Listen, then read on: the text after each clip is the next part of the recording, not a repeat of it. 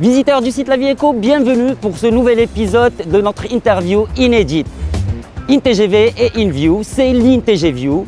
Petit rappel du concept, un entretien long format, filmé, ayant pour décor le TGV marocain. Ce que Al Bouraq est l'exemple type de ces chantiers structurants menés par le royaume ces 2 dernières décennies et qui lui ont permis d'embarquer dans le train de développement. Dans cet épisode, nous allons parler tourisme avec ses dernières statistiques, sa feuille de route en cours de déploiement depuis plus d'1 an, sa dynamique post-crise sanitaire ainsi que ses ambitions avec l'organisation de la Coupe du Monde 2030. Et nous avons le plaisir d'accueillir dans notre plateau sur rail un des plus grands connaisseurs du secteur, élu par ses pairs en tant que président de la Confédération nationale du tourisme, M. Hamid Bentar. Nous embarquons avec lui ici à la gare de Tanger, moteur en marche pour le train 2053 à destination de Casablanca, départ imminent.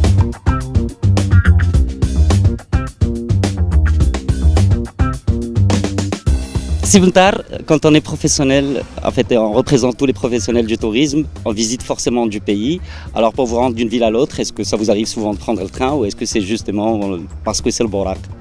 Sincèrement, depuis l'arrivée du Bouraq, c'est devenu la meilleure option pour voyager et pour venir à Tanger, que l'on vienne de Rabat ou de Casablanca, c'est extrêmement pratique. C'est un symbole du Maroc à grande vitesse. C'est vraiment le moyen de voyager le plus efficace, aussi bien pour des hommes d'affaires, mais aussi pour des gens qui veulent voyager en famille. J'ai fait l'expérience, les enfants adorent, c'est vraiment exceptionnel et on est impatient de voir le Bouraq arriver à Marrakech et bientôt, Inch'Allah, à Agadir également. Merci Hamid, on vous laisse vous installer, vous équiper sur notre plateau le Bouraq. On vous retrouve tout de suite.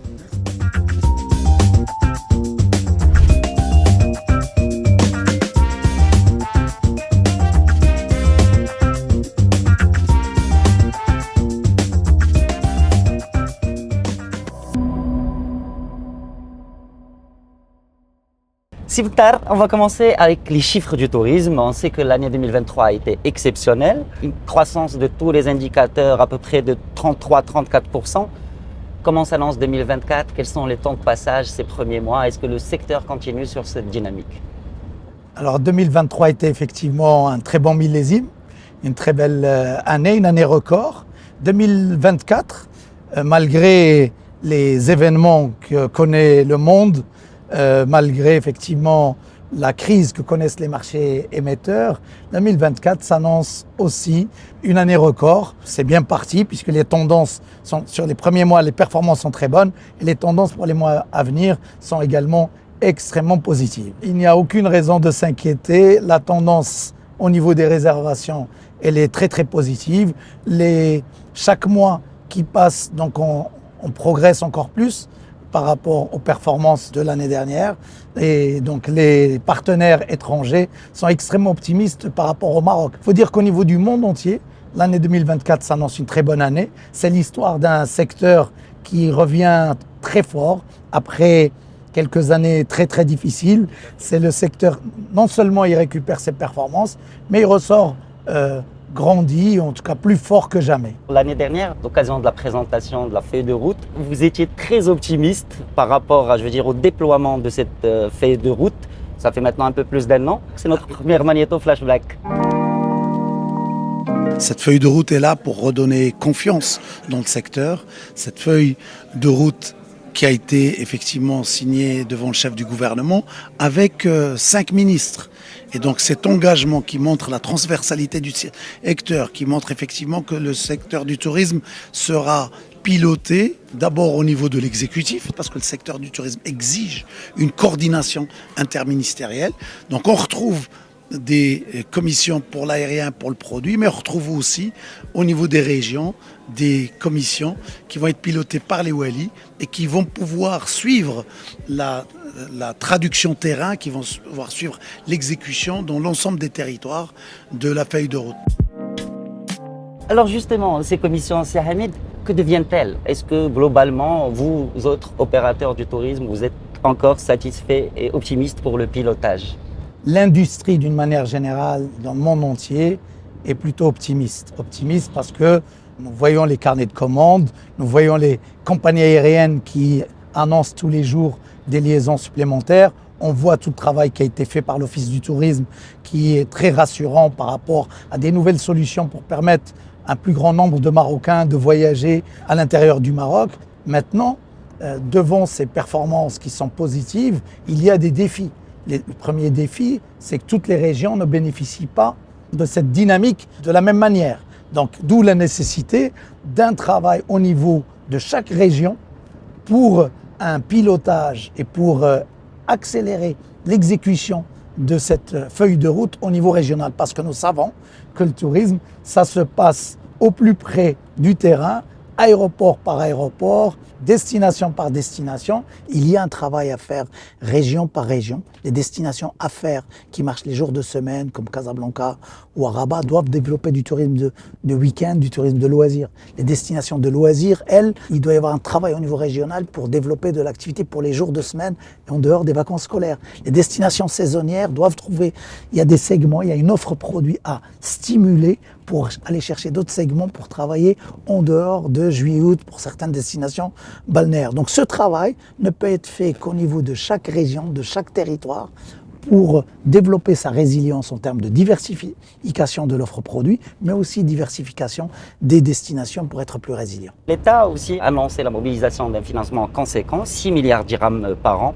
Alors pour cette première année, est-ce que cet argent a été mobilisé effectivement? Comment il a été dépensé plus ou moins Écoutez, ce que je peux vous dire, c'est que nous, à notre niveau de la visibilité sur la partie promotion, je sais que ce qui est dans la feuille de route est bien avancé. Sur la partie aérienne également, on voit que tous les jours, il y a des nouvelles connexions dans toutes les régions du Maroc. Les moyens qui étaient également prévus pour accompagner la TPE et la PME touristique sont très importants. Un programme comme Go Siyaha est un programme très très important parce que nous voulons aussi stimuler l'offre d'animation. C'est un sujet qui a toujours été quelque part une faiblesse dans l'offre touristique marocaine. Aujourd'hui, on a un dispositif qui nous permet d'investir dans la digitalisation de l'ensemble des acteurs touristiques avec un financement très intéressant qui peut atteindre jusqu'à 90%. Donc des nouveaux dispositifs qui sont mis en place, des tournées sont faites dans toutes les régions pour promouvoir ces nouvelles solutions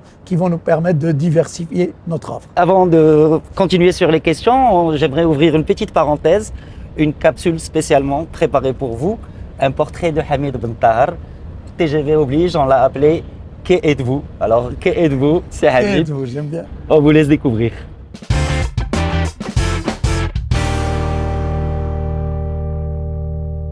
Qu'êtes-vous? Il est de père rifin et d'une mère amazigh. Il est jdidi de naissance et marakchi d'adoption, Marakchi au de point cœur. que c'est un des instigateurs du mouvement Bahjar Spirit. Il faut dire que Hamid Ben Tahar, toujours souriant et accueillant, respire la Bahja.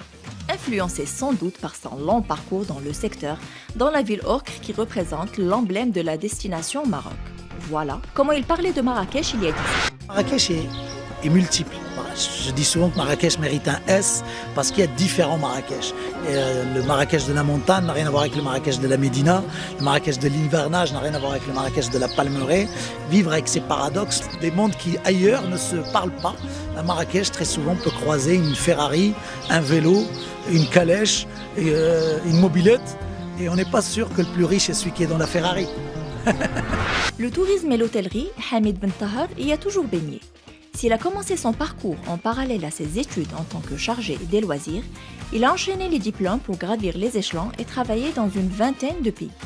La Grèce, la Turquie, la Tunisie, en France et en Afrique. Jusqu'à l'Océanie et le Brésil, où il trouve d'ailleurs son âme sœur, qui a fait de lui le papa de Jade et Sophie. Bien renseigné. Au Maroc, son nom est étroitement lié au groupe international Accor, et particulièrement sa marque de luxe Sofitel, dont Hamid avait chapeauté lui-même les premières ouvertures. À Agadir, par exemple, on se rappelle toujours ce directeur d'hôtel, prêt à revêtir sa casquette d'animateur pour incarner cette culture Sofitel, imprégnée de luxe, raffinement, mais aussi de joie de vivre.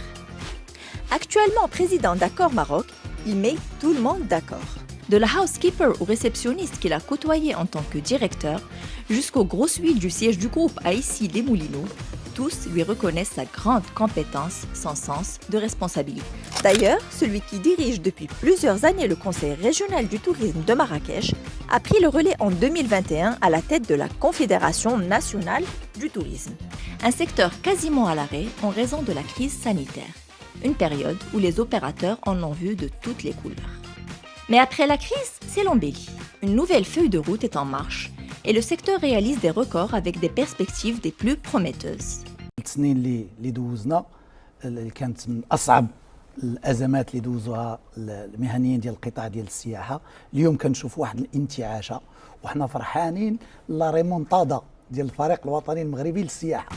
2023 a été effectivement une année record pour tous les indicateurs du secteur, pourvu que ça dure. J'aimerais revenir avec vous sur Marrakech, une ville, une destination, en fait la marque phare de la destination Maroc que vous connaissez bien. Pourquoi d'autres villes impériales n'arrivent pas à suivre le même modèle ou plutôt à trouver leur propre modèle? Globalement, sur le potentiel historique, naturel, culturel existe dans toutes les régions du Maroc. Mais il ne faut pas oublier que la connectivité est un élément important. Marrakech a pu bénéficier d'investissements importants, notamment l'autoroute Casablanca-Marrakech a fait beaucoup de bien, et aussi la connectivité aérienne. Je suis persuadé qu'aujourd'hui, ce qui est prévu, ce que je vois en termes d'investissement pour améliorer la connectivité des différentes régions du Maroc, que ce soit la connectivité aérienne, terrestre et maritime, il ne faut pas oublier le maritime, vont contribuer pour développer d'autres régions.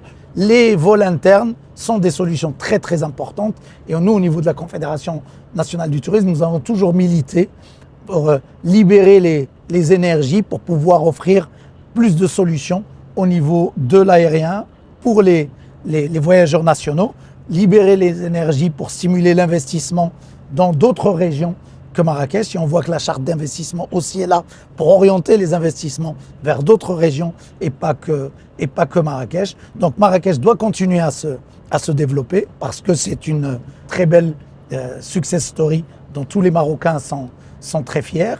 Mais il ne faut pas oublier les autres régions, et c'est un des sujets qui nous tient à cœur au niveau de la Confédération. On va toujours parler de tourisme et de vacances des Marocains. Il y en a aussi pas mal qui font le choix de l'étranger. Ils choisissent des destinations, notamment l'Espagne, la Turquie, et la trouvent moins chère. Est-ce que vous êtes d'accord déjà que le tourisme au Maroc est cher? Est-ce qu'on peut faire moins cher, plus sympa? D'abord, merci, parce que c'est une action, vous me donnez l'opportunité de peut-être lever quelques malentendus qu'on entend beaucoup sur le tourisme interne. J'appelle ça les FBI du tourisme. FBI, les fausses bonnes idées du tourisme. Première fausse bonne idée, c'est qu'on pense qu'effectivement le tourisme interne ne se développe pas, ce qui est faux. Quand on regarde sur les 15 dernières années, voire les 20 dernières années, la croissance du tourisme interne a été largement supérieure à celle du tourisme international. Et donc le grand de la croissance, c'était au niveau du tourisme interne. Deuxième chose, j'en pense que c'est la dernière roue du carrosse, qu'on pense au tourisme interne que quand il y a des crises. C'est deuxième fausse bonne idée, deuxième FBI. Donc le tourisme interne est le premier client des opérateurs marocains. Ça représente 35% de l'offre aujourd'hui, et notre volonté, c'est de continuer à le faire progresser. Maintenant, effectivement, le gros de la demande, s'il vient sur 2 mois dans l'année, pendant ces 2 mois, la demande est tellement supérieure à l'offre que l'offre d'hébergement réglementée ne peut pas absorber. Et donc, forcément, sur cette période-là, on peut trouver, à certaines dates, effectivement, des tarifs qui sont élevés. Mais si on regarde sur toute l'année, on va dire 10 mois sur 12, cette information est fausse.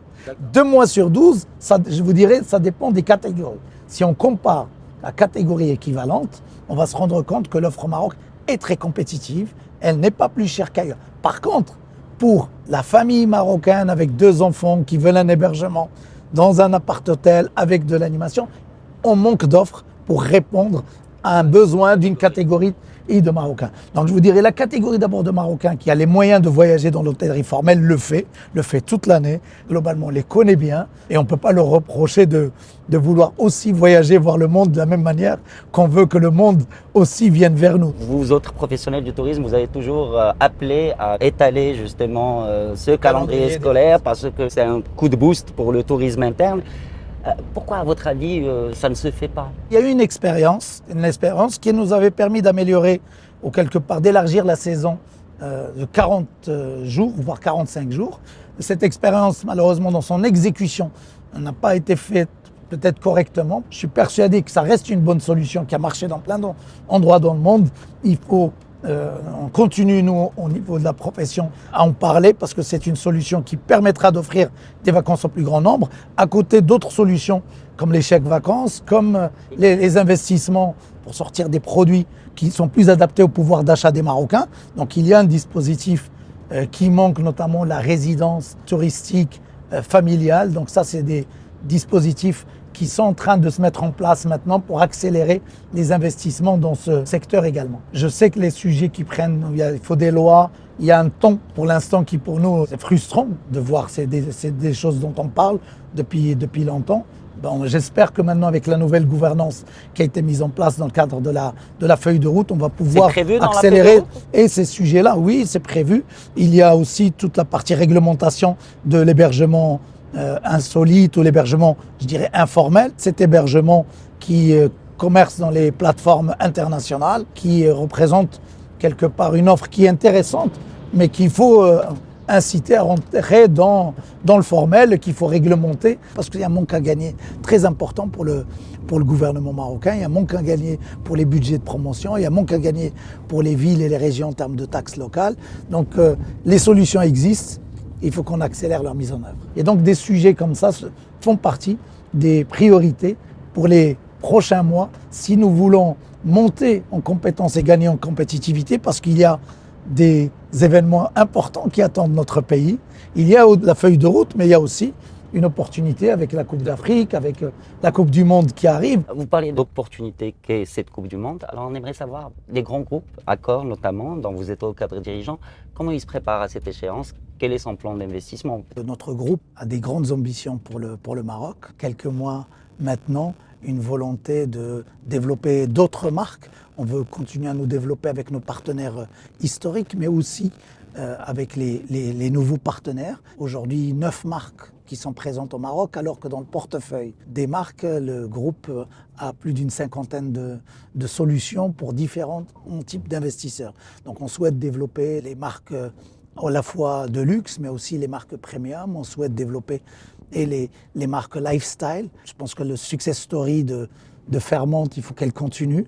La success story de Sofitel, il faut qu'elle continue. Mais aussi faire venir des marques comme Handwritten, comme Tribe. Donc on a des ambitions pour aller dans d'autres régions. On travaille actuellement avec des partenaires pour développer des hôtels dans le sud du Maroc. Et à Dakhla en l'occurrence.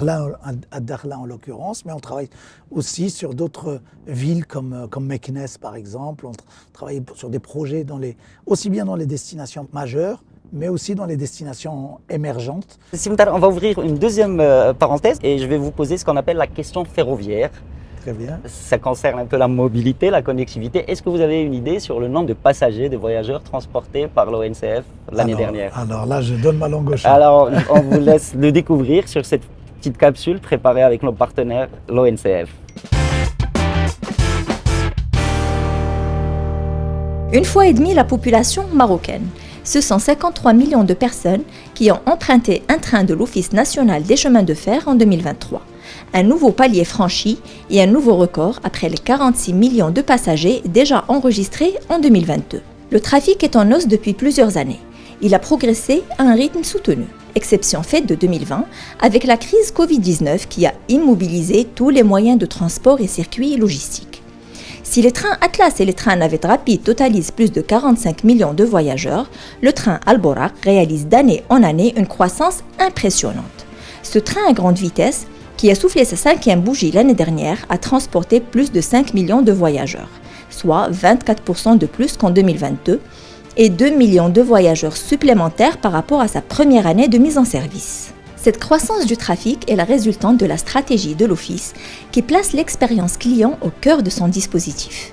Les offres de transport, les prestations et les services proposés, tant en gare qu'à bord des trains, toutes catégories confondues, sont en modernisation continue.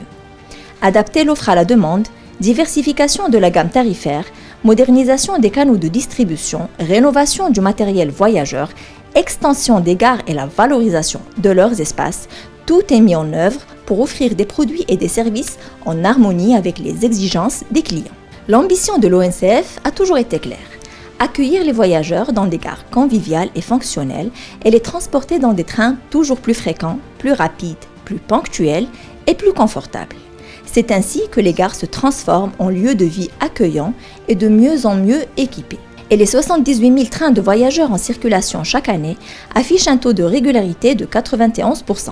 Pour Al Bouraq, ce taux dépasse même les 96%. C'est dire que l'ère de pointer les trains en retard est bien révolue. Désormais, l'ONCF trace la voie du développement socio-économique et de la mobilité durable.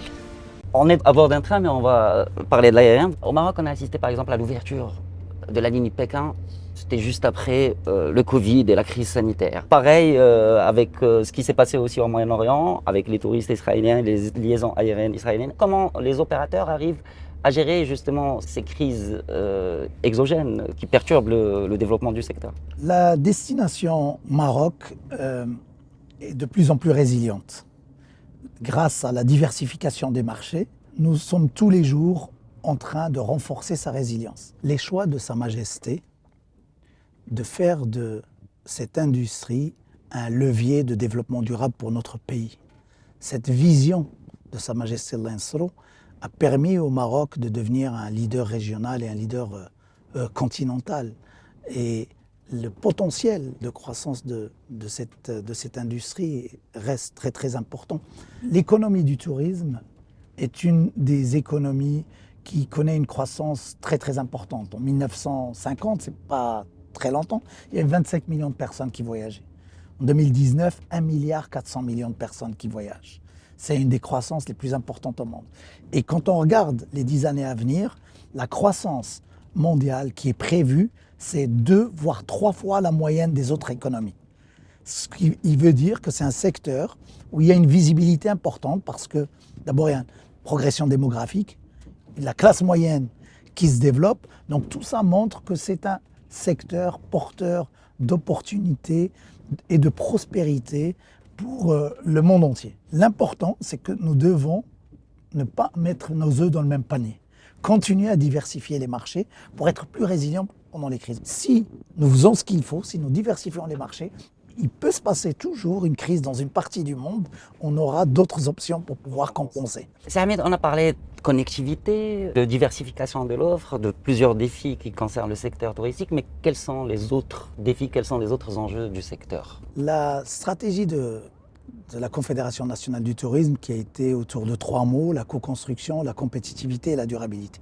La co-construction, je crois qu'aujourd'hui on peut être fier du travail qui a été fait public-privé avec la mise en place de cette feuille de route pour laquelle nous sommes très reconnaissants pour ce gouvernement parce qu'il l'a mise en place dans un temps très rapide. La compétitivité, les chiffres sont là pour démontrer que les résultats commencent à être visibles. Maintenant, on doit s'assurer que ça profite au plus grand nombre et à l'ensemble des territoires de la région. Sur la durabilité, le sujet principal, si nous voulons que cette performance soit durable, il va falloir travailler sur la qualité du produit. On peut faire venir les gens avec de la promotion, mais si on veut les fidéliser, il faut qu'on investisse sur le capital humain, sur la formation, un sujet extrêmement important et qui nous tient à cœur. Nous avons commencé à la Confédération à travailler sur ce sujet en créant un cercle des dirigeants et formateurs du tourisme, des dirigeants des écoles et formateurs et experts du tourisme. Ce cercle a organisé un certain nombre d'événements qui sont très importants dans toutes les régions du royaume et nous devons nous mobiliser tous ensemble pour attirer les meilleurs talents vers ce secteur, parce que la crise Covid est passée par là. Nous devons les fidéliser également et leur donner les moyens de monter le niveau de la compétitivité et de la qualité si nous voulons gagner et être prêts pour les défis qui attendent notre pays. Alors, Sahamid, nous sommes bientôt arrivés à notre destination, la gare Casa Voyageurs, la gare Terminus. Alors pour finir, on va vous inviter, on va ouvrir une séquence qui s'appelle la question Terminus. Et il s'agit en fait d'un choix. Vous avez le choix entre 3 questions. Il y a gare A, il y a entrain et il y a vitesse de croisière. On vous laisse. Je vais choisir. La première question. Vitesse de croisière. La question vitesse de croisière, elle concerne l'objectif des 20 millions de touristes. Il y a l'objectif des 17 millions et demi en 2026, mais on attend toujours les 20 millions. C'est pour quand? Les 20 millions, j'espère, pour 2030. Donc pour l'instant, je suis plutôt fier qu'on ait réussi à tracer des objectifs sur le court terme avec le ministère du Tourisme, avec le gouvernement, et une feuille de route très pragmatique pour se dire qu'est-ce qu'on peut faire sur le très court terme et en même temps en s'inscrivant dans une vision à moyen long terme. Vitesse de croisière, c'est fait. Et ça, c'est un quiz vacances. On a envie de voir comment si Hamid Boutar passe ses vacances. Alors, vous êtes plutôt du genre relax sur la plage ou plutôt trekking en montagne? Et je vais être très honnête avec vous, je suis plus plage. Vos dernières vacances au Maroc, c'était quand? C'était où? Écoutez, de mes dernières vacances, c'était à Tarazout. J'adore ce mix à la fois de le village pittoresque et la présence des surfeurs. Il y a des vibes qui sont très très intéressantes et j'adore ce site qui est absolument magnifique et je vois que ce développement harmonieux qui se passe dans cette destination est très prometteur pour l'avenir. Alors, une autre question concernant les bagages, vous êtes plutôt bagage à main, plutôt excédent de bagages? Ah non, plutôt bagage à main. Bagage à main, voyager On léger. voyage beaucoup pour le travail, on n'aime pas attendre. Alors justement, vous voyagez beaucoup, on aimerait bien savoir la destination que vous n'avez pas encore eu l'occasion de visiter. Au Maroc, j'aimerais emmener mes enfants voir Chefchaouen. Moi, j'y suis allé tout seul, mais mes enfants pas encore. Et alors, la dernière fois que vous avez payé un hôtel? Oh, ça, ça, c'est une question. Au fait, en général, pour le travail, je ne paye pas, mais en vacances, il m'arrive très souvent de payer mon hôtel, bien évidemment. D'accord, donc vous résidez en dehors des hôtels du groupe, c'est ça? Bien, ça m'arrive parce que sinon, ce sera du travail et ce n'est pas des vacances. Hamid, merci beaucoup d'avoir joué le jeu. Merci énormément d'avoir accepté de faire ce déplacement avec nous pour cette interview particulière, cette InTGView. Visiteurs du site La Vie Éco, merci de nous avoir suivis. On vous retrouve très vite pour un nouveau trajet à bord de ce train à grande vitesse avec un nouvel invité. À la prochaine.